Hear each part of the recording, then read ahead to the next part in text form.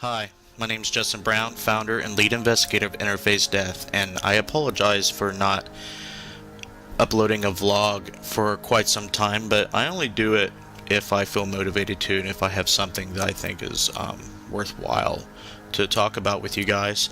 But if my lack of vlogs is driving you crazy, just let me know and I'll try to do more of them. But I suspect that none of you's having a problem with the lack of inactivity on the vlog department. So today I want to talk to you about something that is really and I'm going to take a stand on it, and I know that it's going to cause a lot of people anger, and there's going to be a lot of comments and pretty much negative feedback from this. And you know what, that's fine.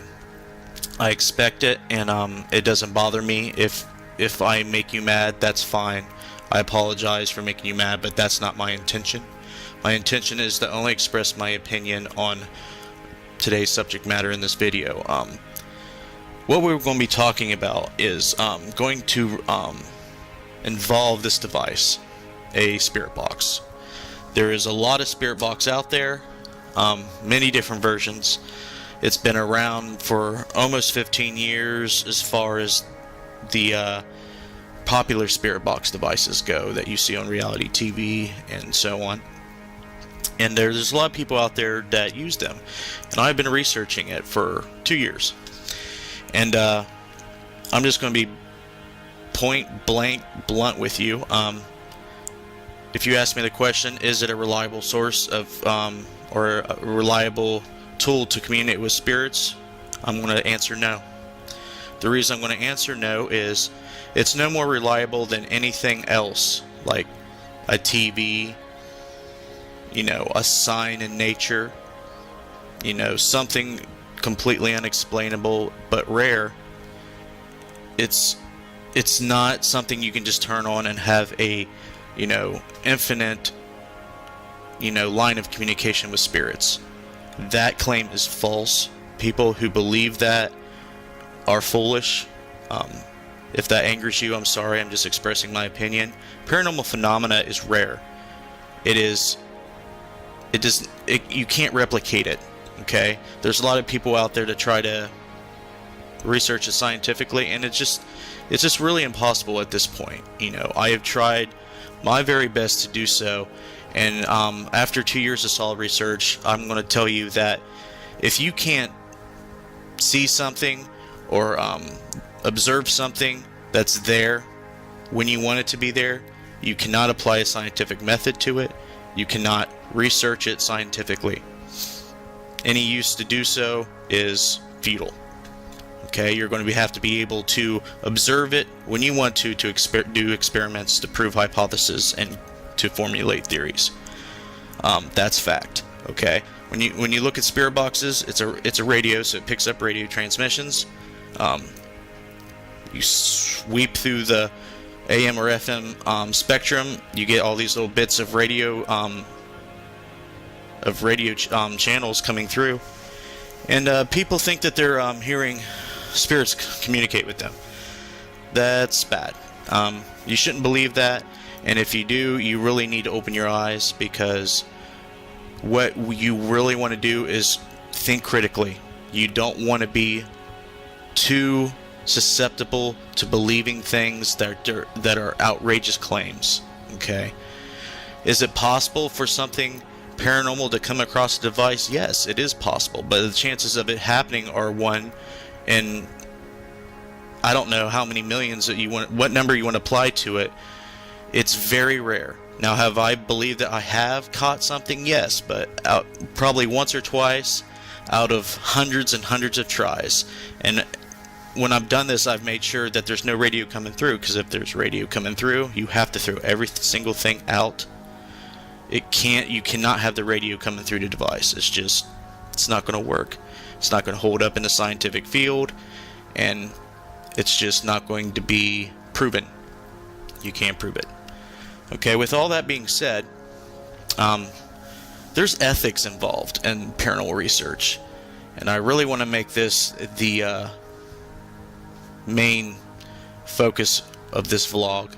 I've been following a paranormal research guy by the name of Steve Huff for 2 years, maybe a little bit more.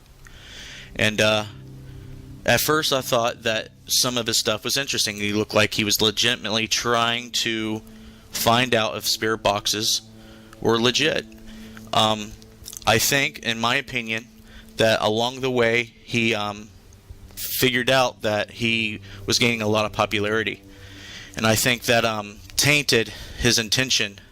I think that now he is more focused on the popularity and less focused on truth. And the things that are unethical and that bother me is his attempts and claims that he communicates with the dead spirits of celebrities right after they die. And I'm not here to debate theology. I'm not here to debate, primarily if the spirit box can do this. I'm here to debate ethics, and I want that to be clear. He states, and he's said many times, that he thinks death is beautiful, and he thinks that there's no problem with publicly, trying to communicate with people that are dead when he's not asked to by family members. He thinks that it's perfectly fine to. Now, I know he does a lot of work with people who ask him to communicate with people who have passed that they want to communicate with, and that's totally fine. I have nothing against that whatsoever. If people want to believe that he can do that, that's great. That's fine. I have no problem with that whatsoever. The thing I do have a problem with is that when he's not asked by family members if he can publicly claim that the person that has passed has been in contact with him, I think that's unethical. And the reason why is there's a fine line in research. Okay, for example, I've done investigations and research in graveyards, and I've posted videos publicly, and I've gotten feedback from people saying that they find it disrespectful that, I'm even in a graveyard. And sometimes they notice I'm in a graveyard where they've had family members buried. And I have to take that into deep consideration. I've done trying to do ITC sessions with people I've known personally that have passed, I've known the family of. That may be in a little different subcategory, but the category I want to focus on is going into a graveyard, not knowing anybody that's passed there, not knowing any family members. You have to consider that you are drumming up feelings that are hurtful, that are painful. And if you think that death is beautiful and death is something that you could celebrate, I beg to differ. I think a lot of people out there suffer from a lot of pain and anguish and sadness over people who have died and their family. And anything that reopens that wound, that revisits that pain, is wrong, especially when you have no right to do so. If there's any chance that anybody that could be hurt by something you publish publicly, I think it's unethical. In fact, I know it is, because people have told me that. And have I changed my approach to how I would research in graveyards and around people's graves and people who has died? Yes. And the only reason I have is out of respect for those people who say that it causes them grief. It hurts. Okay? So if you're receiving feedback from people saying, oh, this is disrespectful, you should consider this and consider that, you should consider it, because in the end, it's all about ethics for me personally. If all you're out to do is to gain fame and attention and popularity, then ethics will go out the window. Okay? If you do not respond and consider the feedback you get that it is unethical, and you claim to be a spiritual, loving, ethical person, you should consider it. You should address it like it is unethical, because it is. You can't just say that it's not unethical, because you're just causing pain, period. You're causing pain, you're causing people anguish, and you should act accordingly to that. And like I said, I'm not debating whether, what you believe in is true. I don't want to sit here and argue with people that think that spirit boxes, you just turn it on, let it receive the radio transmissions, and you want to believe that these are voices from your dead loved ones coming through. I mean, if you want to believe that blindly, as most people do, that's on you. Okay? But I want people to think, it's not only Steve Huff doing this. There's other people that's followed par with this. It's become a fad. All right, and this is what I'm mostly concerned with. If it was only Steve Huff doing it, I mean, yeah, that's one thing. But I'm really wanting to reach out to the people who think that they may want to try this, and I want you to consider the ethical, things that arise from doing so. Okay, just think, if you had say that you had a loved one that was famous, that was a star, and they had died, and you are suffering from it, would you want someone like Steve Huff doing this without your consent? If the answer is yes, that's fine. But do you think they should receive consent from you? Do you think it's okay for them just to do that, post it publicly or whatever? I mean, you really want to do a little soul searching with that idea. Okay, and for the people who think that, I want to turn on a spirit box and ask celebrities that die, or go to graveyards and film their graves and speak their name and ask them to come across, I want you to think about what is more important: getting something that you think that might be spirit communication, or is it more important to respect the final resting place and the feelings and pain that people suffer as a result of death? I want you to search your soul and to ask yourself those questions. Is it ethical? I expect a lot of hate comments for this video, and that's fine. I expect it. This is not a hate campaign against Steve Huff or any of his followers or anybody who wishes to do this. I do not hate Steve Huff for doing it. I just think it's unethical, and I want to take a stance on it because I take paranormal research very seriously, and I hope others do too, and I want them to consider what I am saying. And I know other people feel as I do, but most people probably are afraid of taking a stance publicly on it because they fear, all the thousands of Steve Huff's fans, lashing back at them, and that's going to be expected. But I don't want to ramble on too much about it. This device, in my opinion, is not reliable. I mean, it's a radio, okay? Paranormal phenomena cannot be enhanced or tapped into with a radio. It just happens when it does.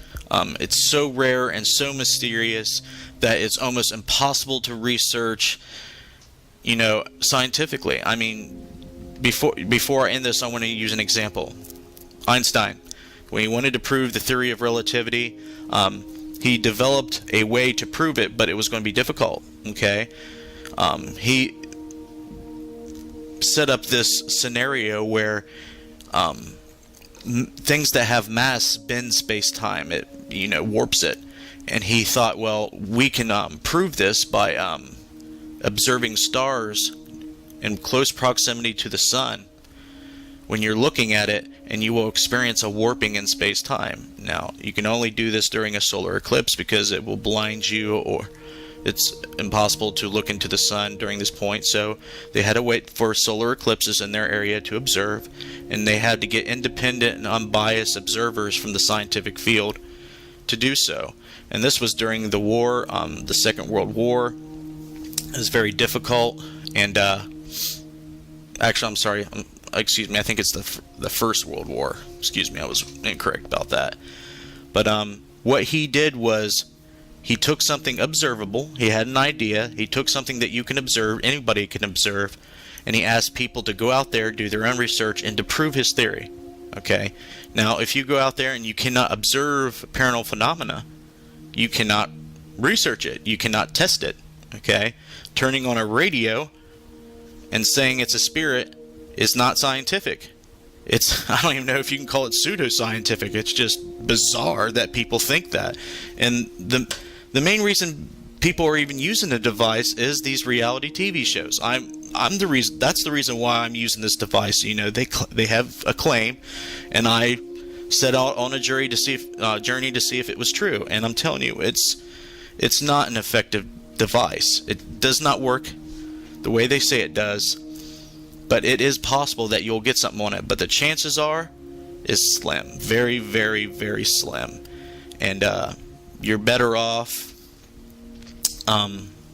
doing other methods and using other processes. Now, I'm not trying to steer people away from the research, but that's just how I feel.